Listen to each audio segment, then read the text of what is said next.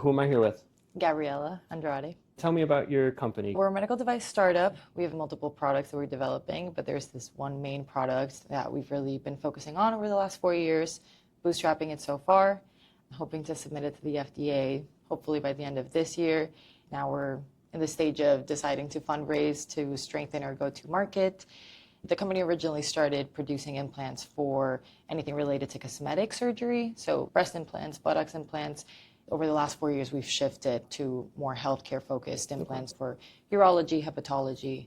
How did you get into this industry? You started out with doing more of the cosmetic surgery. What got you into that? And then what changed to deflect and move to something else? So I wasn't a part of the cosmetic aspect of it. My dad is a doctor. He was the one that started that side of the company. Then he wanted to rebrand everything, sort of leave that area behind.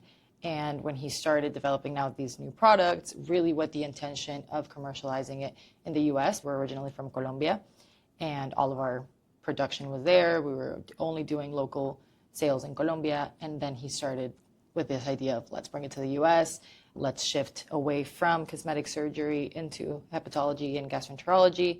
And that's when I said, okay, then I can come in, I can help you. And I've been a part of the sort of like rebranding and second phase of the company. What's your background in? I went to college for entrepreneurship and economics. And that's why we like to think that we're the perfect fusion of he has a medical background, I have the business background.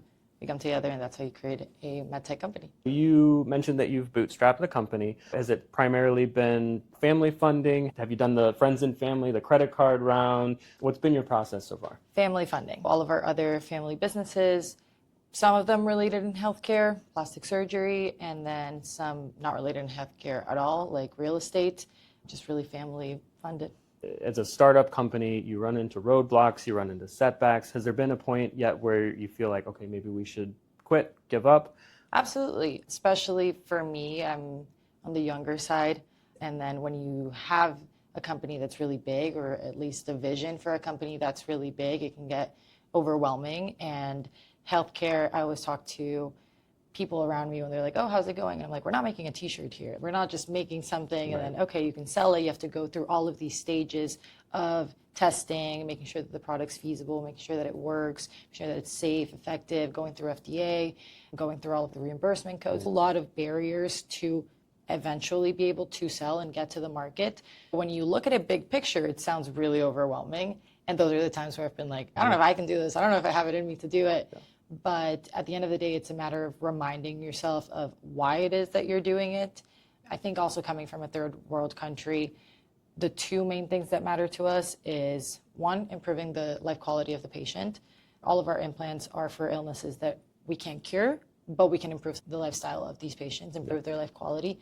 And the second aspect is reducing the financial burden of having to do so. We never want the economic aspect of things to be a reason as to why somebody can't receive the treatments that they should.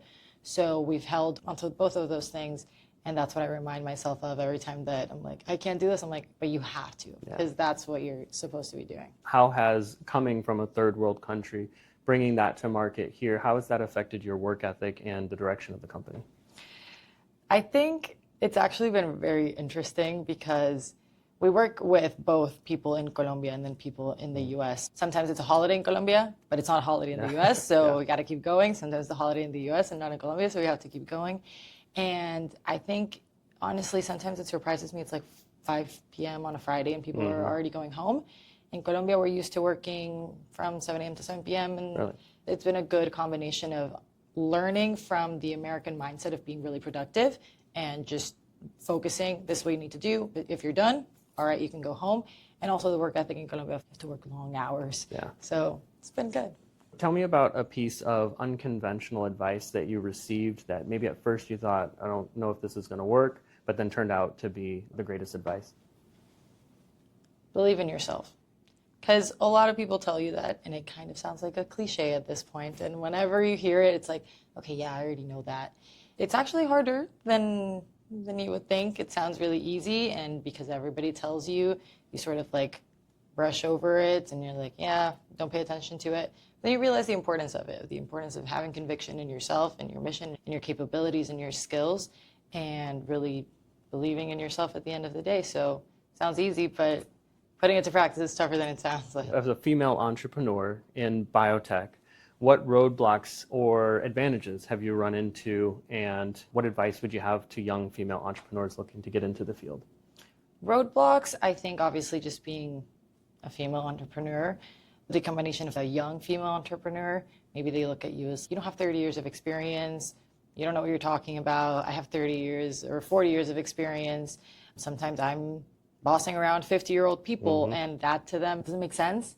So you do get that feeling of maybe being looked down on in a way, but at the same time, I feel like people want to help out women in business and they want to encourage women in business. So you get a little bit of the two, and that's why I really appreciate whenever there's forums of like women in VC, women in healthcare, because there is this sort of movement to try to help women grow in the industry. So it has the plus side of people trying to help, but then those people who maybe haven't gotten there yet will look at you from that downside. But to young women and women in general starting out in any industry, but especially as a founder or entrepreneur, I think it's a matter of not letting that define you.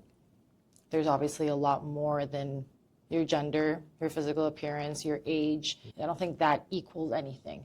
It's just characteristics of who you are. That was pure luck. That was how you were born. You couldn't pick that or choose that, but it's really a matter of what you choose to do with the cards that you were dealt. How are you going to play the game? Last question for you. Tell me about your proudest moment as an entrepreneur and with this company over the years.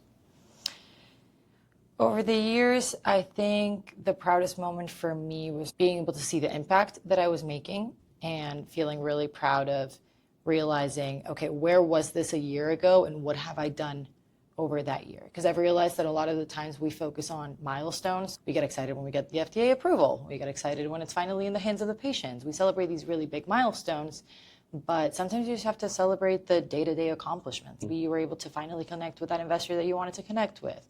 Maybe you were able to finish your final pilot production units. Your biocomp test came back positive. Like, just celebrate whatever little milestone so that a year, maybe even a few months from now, you can look back and say, I did a lot of progress and I helped push. We still haven't accomplished the big milestone that I want to, but we've been moving forward and I did that and I feel proud of that. Celebrate the small wins. Exactly. Awesome. Well, thank you so much, Gabriela. No, thank you. Good luck. Thank you. Yeah.